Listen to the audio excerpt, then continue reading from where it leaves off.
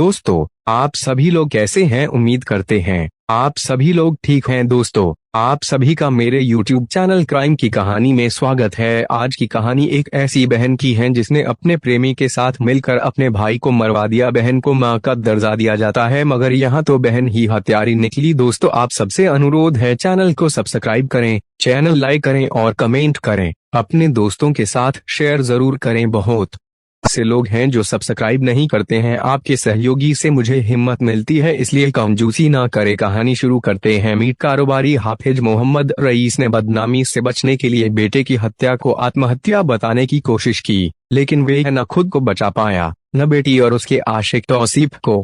बीती ईद के दिन घटी यह घटना। उस दिन मई 2020 की 25 तारीख थी। कानपुर शहर में सादगी से ईद का त्योहार मनाया जा रहा था। लॉकडाउन के कारण बाजार, सड़कों पर ज्यादा चहल पहल तो नहीं थी, लेकिन लोग एक दूसरे के घर जाकर गले मिल रहे थे और ईद की मुबारकबाद दे रहे थे। अनवरगंज थाना प्रभारी दिलीप कुमार बिंद सुरक्षा व्यवस्था बनाए रखने के लिए क्षेत्रीय गश्त पर थे। दरअसल उनका थाना क्षेत्र मुस्लिम बाहुल्य आबादी वाला तो था ही, संवेदनशील भी था। अधिकारियों के आदेश पर पुलिस चपे चपे पर नजर गड़ाए हुए थी। शाम लगभग 3 बजे दिलीप कुमार बिंद क्षेत्रीय गश्त कर थाने वापस आए। अभी वह अपने कक्ष में आकर बैठे ही थे कि उनके मोबाइल पर कॉल आई। उन्होंने कॉल रिसीव करते हुए पूछा, मैं थाना अनवरगंज से इंस्पेक्टर दिलीप कुमार। आप कौन सर? मैं कुल्ली बाजार से मीट कारोबारी हाफिज मोहम्मद रईस बोल रहा हूँ। मेरे जवान बेटे मोहम्मद जफर ने आत्महत्या कर ली है, आप जल्दी आ जाइए। थाना प्रभारी दिलीप कुमार बिंद थकान महसूस कर रहे थे, फिर भी सूचना मिलते ही पुलिस टीम के साथ घटनास्थल की ओर रवाना हो गए। रवाना होने से पहले उन्होंने यह सूचना वरिष्ठ अधिकारियों को दे दी थी। हाफिज मोहम्मद रईस कुली बाजार का चर्चित मीट कारोबारी था। थाने में मीट कारोबारियों की लिस्ट में उसका नाम अब तक दर्ज था, इसलिए पुलिस को उसके घर पहुंचने में कोई परेशानी नहीं हुई। उस समय उसके घर भीड़ जुटी थी। भीड़ को हटाते हुए बिंद ने घर के अंदर प्रवेश किया। मोहम्मद जफर की लाश बाथरूम में पड़ी थी। उसके गले में गहरा घाव था। उम्र रही होगी 22 साल। दिलीप कुमार बिंद अभी घटनास्थल का निरीक्षण कर ही रहे थे कि एसपी पूर्वी राजकुमार अग्रवाल तथा सीओ अनवरगंज सैफुद्दीन बेग भी घटनास्थल पर आ गए। पुलिस अधिकारियों ने घटनास्थल का निरीक्षण किया, साथ ही मृतक के घर वालों से घटना के बारे में पूछताछ की। मृतक के पिता मोहम्मद रईस ने बताया कि उनका बेटा मोहम्मद जफर पिछले कई महीने से मानसिक रूप से बीमार था। इसी के चलते उसने आज दोपहर बाद गले को ब्लेड से चीरकर आत्महत्या कर ली। घटना के समय वे अपनी बेगम के साथ ईद मिलन को घर से बाहर गए थे। वापस आए तो जफर की लाश बाथरूम में पड़ी देखी। उसके बाद मैंने थाने को सूचना दी। मृतक की मां वसीम बानो ने बताया कि वह अपनी बेटी तस्लीम के साथ पड़ोस में ईद मिलन को गई थी। वापस आई तो शौहर से पता चला कि बेटे ने ब्लेड से गला चीर कर आत्महत्या कर ली है। साहब, जफर मानसिक रोगी था, इसी मानसिक अवसाद में उसने आत्महत्या कर ली। इतना कह वे फूट फूट कर रोने लगी। वसीम बानो की बेटी तस्लीम ने पूछताछ में कई बार बयान बदले। कभी वह कहती कि मां के साथ पड़ोस में गई थी, कभी कहती वे अकेले ही सहेली के घर गई थी। भाई जफर की मौत की जानकारी उसे अम्मी जान से मिली थी। उसने यह भी कहा कि जफर मानसिक रोगी नहीं था, वह पूरी तरह से स्वस्थ था। उसने आत्महत्या क्यों की उसे पता नहीं है। चूंकि घर के सभी लोग कह रहे थे कि मोहम्मद जफर ने आत्महत्या की है और पास पड़ोस के लोग भी कोई शंका जाहिर नहीं कर रहे थे, इसलिए पुलिस अधिकारियों को लगा कि शायद मोहम्मद जफर ने आत्महत्या ही की है। हालांकि मृतक के मां बाप बहन के बयानों में विरोधाभास था और पुलिस अधिकारियों को कुछ संदेह भी हुआ था। फिर भी उन्होंने निरीक्षण के बाद शव को पोस्टमार्टम हाउस भिजवा दिया। दूसरे रोज शाम 5 बजे थाना प्रभारी दिलीप कुमार बिंद को मृतक जफर की पोस्टमार्टम रिपोर्ट मिल गई। उन्होंने रिपोर्ट पढ़ी तो वे चौंके। रिपोर्ट के अनुसार मोहम्मद जफर की मौत अधिक खून बहने से हुई थी। उसका गला किसी तेज धार वाले औजार से काटा गया था। गले का वैसा घाव ब्लेड से संभव न था। गले के अलावा उसके शरीर पर चोट का कोई निशान नहीं था, न ही उसने अल्कोहल की डोज ली थी। थाना प्रभारी दिलीप कुमार बिंद ने मृतक जफर की रिपोर्ट से एसपी पूर्वी राजकुमार अग्रवाल को अवगत कराया। उन्हें पहले ही परिवार के विरोधाभासी बयानों पर शक था।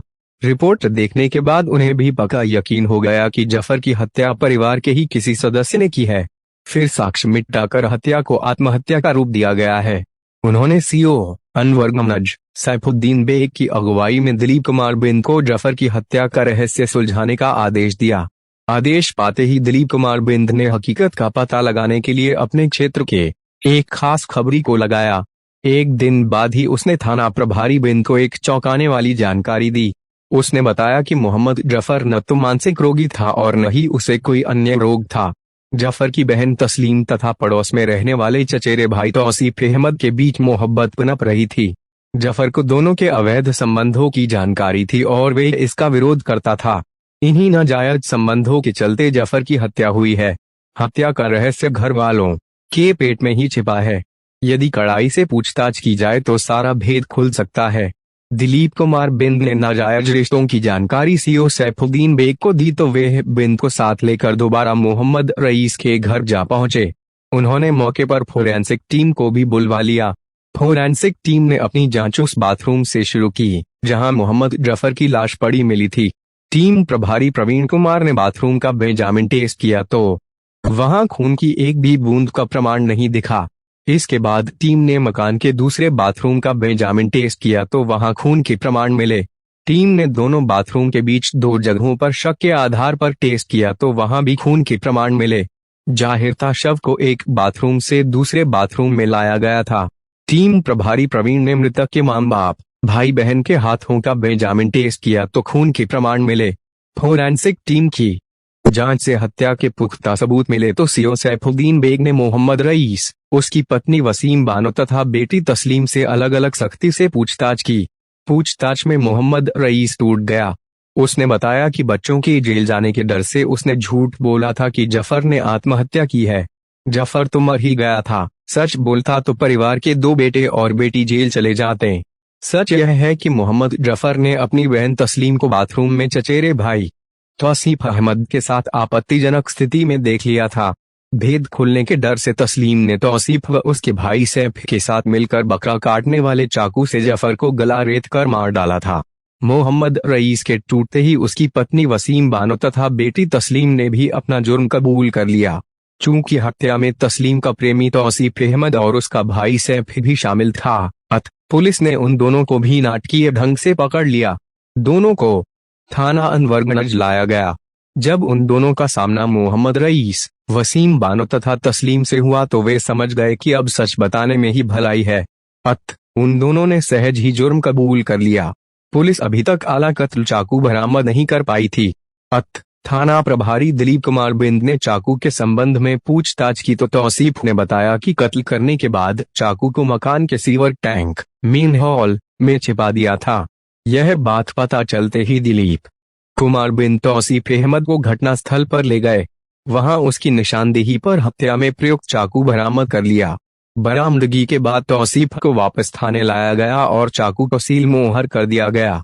चूंकि सभी ने मोहम्मद जफर की हत्या का जुर्म स्वीकार कर लिया था और आला कत्ल चाकू भी बरामद करा दिया था, इसलिए थाना प्रभारी दिलीप कुमार बिंद ने भादनवे की धारा 302-200 के तहत तस्लीम, तौसीफ अहमद, सैफ, वसीम बानो तथा हाफिज मोहम्मद रईस के विरुद्ध रिपोर्ट दर्ज कर ली तथा 5 को विधिसम्मत गिरफ्तार कर लिया।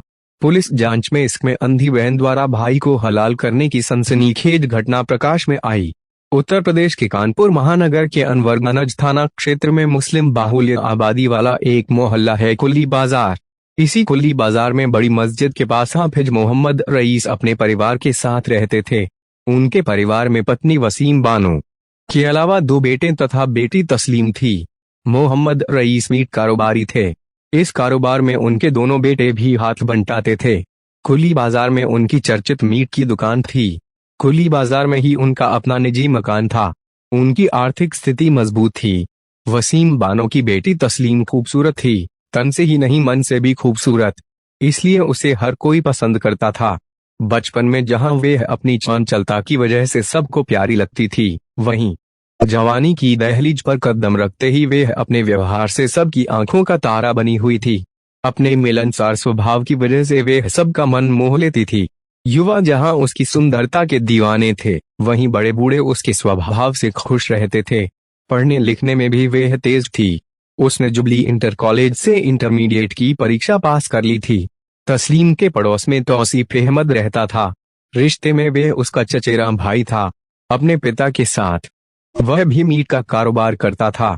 तौसीफ दिखने में स्मार्ट था, रहता भी ठाट बाट से था। तस्लीम और तौसीफ रिश्ते में चचेरे भाई बहन थे और हम उम्र थे, सो उनमें खूब पटती थी। दोनों का एक दूसरे के घर आना जाना लगा रहता था। दोनों परिवारों के बीच आपसी लगाव था और दुख की घड़ी में एक दूसरे की मदद को भी तत्पर रहते थे। ईद, बकरीद जैसे त्योहार दोनों परिवार मिलजुल कर मनाते थे। एक दूसरे के घर आते जाते तस्लीम और तौसीफ एक दूसरे को चाहने लगे। तस्लीम खूबसूरत थी तो तौसीफ भी कम सुंदर न था। वह कमाता भी था, इसलिए तस्लीम भी तौसीफ को पसंद करने लगी थी। घर आते जाते तस्लीम भी मुस्कुराते हुए तिरछी निगाहों से तौसीफ अहमद को निहारने लगी थी। एक अजीब सा आकर्षण दोनों को एक दूसरे की ओर खींचने लगा, लेकिन नजरें बेईमान थीं। वे एक दूसरे को ढूंढती थीं, निहारती भी थीं, लेकिन पकड़े जाने पर अनजान बनने का नाटक करती थीं। धीरे धीरे स्थिति यह आ गई कि बिना एक दूसरे को देखे चैन नहीं मिलता था। फिर भी व्यवहार ऐसा करते थे जैसे उन्हें एक दूसरे से कोई मतलब नहीं। छिप छिप कर देखने में ही दोनों एक दूसरे को हद से ज्यादा चाहने लगे। साथ ही बेहतर भविष्य बनाने के सपने भी संजोने लगे, मगर अपने अपने दिल की बात कहने की हिम्मत दोनों में नहीं थी। तस्लीम जहां नारी सुलभ लजा के कारण खामोश थी, तो वहीं तौसीफ अहमद यह सोचकर अपने प्यार का इजहार नहीं कर पा रहा था कि कहीं दिल की बात कहने पर तस्लीम नाराज न हो जाए। गुजरते वक्त के साथ दोनों की मूक मोहब्बत परवान चढ़ती गई। तस्लीम तौसीफ को अपने दिल की बात कहने के लिए उतावली थी। नजरों ही नजरों में बात कर लेने से तौसीफ का मन नहीं भरता था। वह चाहता था कि तस्लीम से अपने दिल की बात कहकर मोहब्बत का इजहार करें, लेकिन इसके लिए वह हिम्मत नहीं जुटा पा रहा था। इश्क भला कब तक बेजुबान बना रह सकता था। आखिर तौसीफ के दिल ने उसे मजबूर कर ही दिया। उधर तस्लीम का भी यही हाल था। वह सोच रही थी कि तौसीफ जब उससे मोहब्बत करता है तो जुबान पर क्यों नहीं ला पा रहा। कहीं ऐसा तो नहीं कि वह मुझे पसंद ही न करता हो। एक रोज तस्लीम किसी काम से चाची के घर गई तो वे घर पर नहीं थीं। तौसीफ ही घर में था। उसने पूछा, चाची नहीं दिख रही हैं, बाहर गई हैं क्या? हाँ, वे घर का सामान खरीदने हटिया बाजार गई हैं। ठीक है, मैं शाम को आ जाऊंगी, कहते हुए तस्लीम मुड़ी। तभी तौसीफ सामने आ गया। तस्लीम, कुछ देर ठहरो, मैं तुमसे एक बात कहना चाहता हूँ। तौसीफ बोला, कहो, क्या कहना चाहते हो? तस्लीम थोड़ा लजाते शर्माते बोली, पहले वादा करो कि मेरी बात सुनकर नाराज नहीं होगी। तौसीफ ने आग्रह किया। ठीक है, किया वादा, अब बोलो क्या बात है? तस्लीम, मुझे तुमसे मोहब्बत हो गई है। तुम्हारे बगैर सब कुछ सूना सा लगता है। क्या तुम्हारे दिल में मेरे लिए कोई जगह है? अगर हो तो मेरी मोहब्बत कबूल कर लो। तौसीफ, तुम नहीं जानते कि मैं तुम्हारे मुंह से ये अल्फाज सुनने को कितनी बेकरार थी। कितनी देर लगा दी तुमने अपनी मोहब्बत जाहिर करने में। मैं तुम्हें कैसे यकीन दिलाऊं कि जितना प्यार मैं तुमसे करती हूँ तुम शायद उसका आधा भी नहीं करते होगे। I love you Tauseef, I love you very much. इस तरह दोनों के बीच इजहार मोहब्बत हो गया। इसके बाद तो जैसे उनकी दुनिया ही बदल गई। दोनों एक साथ हाट बाजार जाने लगे, रमणीक स्थलों पर साथ साथ घूमने लगे। तौसीफ अहमद तस्लीम पर दिल खोलकर पैसा खर्च करने लगा। वह जो भी डिमांड करती तौसीफ उसे हंसी खुशी से पूरा करता। बातचीत करने के लिए उसने उसे महंगा मोबाइल फोन भी खरीद कर दे दिया था। हालांकि पहले से उसके पास मोबाइल था। एक दिन दोपहर बाद तौसीफ तस्लीम के घर पहुंचा तो वे घर पर अकेली थी। अबू और भाई लोग दुकान पर थे। अम्मी घर का सामान खरीदने बाजार गई थी।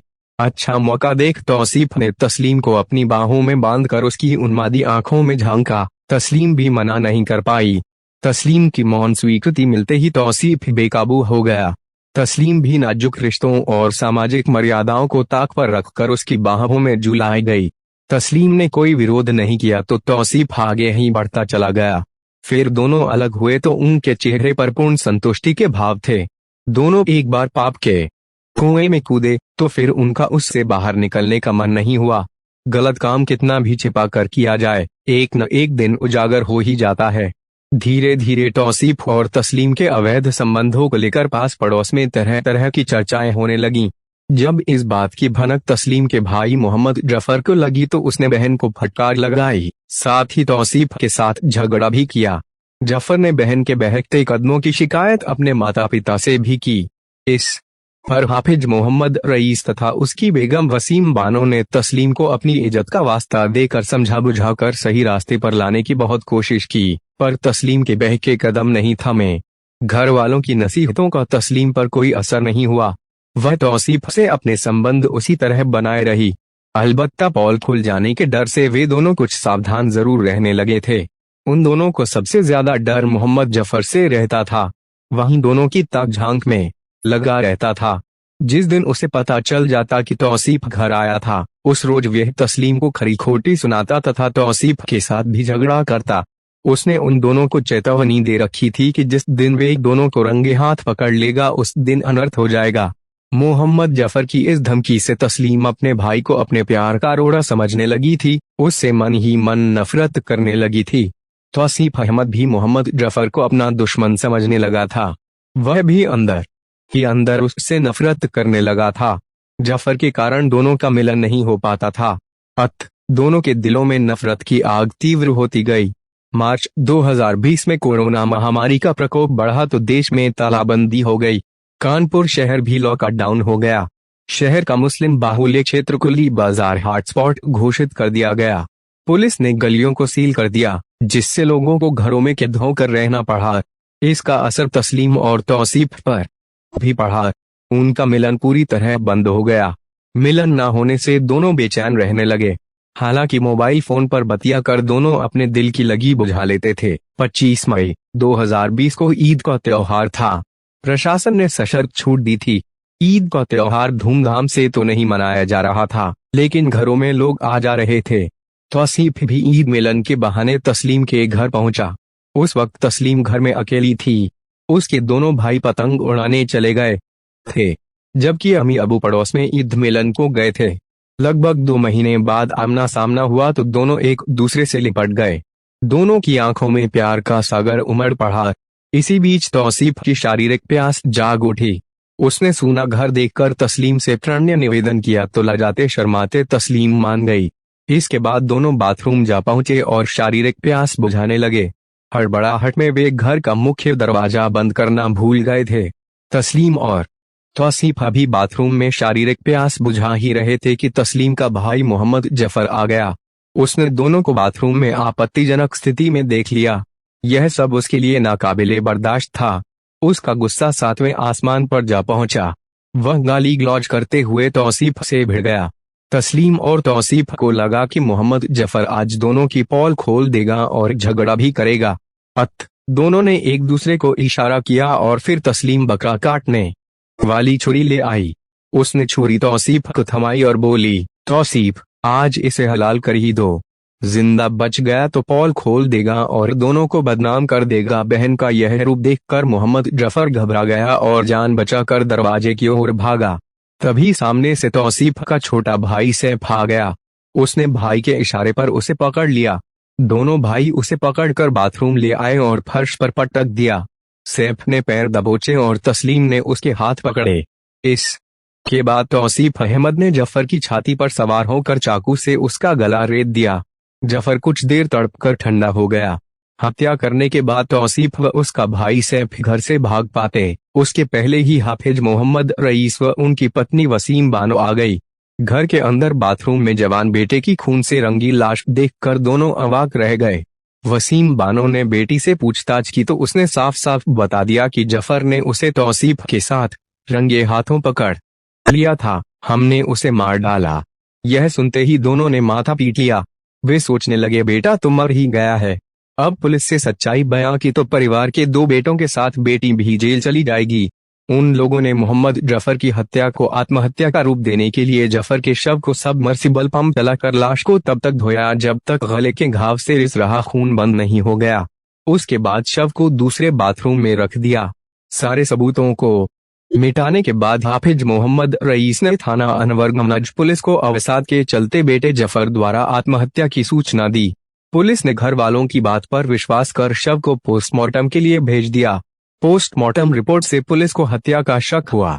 दोबारा जांच शुरू की तो हत्या का पर्दाफाश हो गया और कातिल पकड़े गए। 30 मई 2020 को थाना अनवरगंज पुलिस ने अभियुक्त तौसीफ अहमद, सैफ हाफिज मोहम्मद रईस, वसीम बानो तथा तस्लीम को कानपुर कोर्ट में पेश किया, जहां से उन्हें जिला जेल भेज दिया गया। दोस्तों, आपको कहानी कैसी लगी कमेंट करके जरूर बताएं और एक बार आपके लॉन्च किए गए चैनल को सब्सक्राइब करें और लाइक करें, शेयर करें। कल से एक और नई कहानी के साथ, तब तक अपना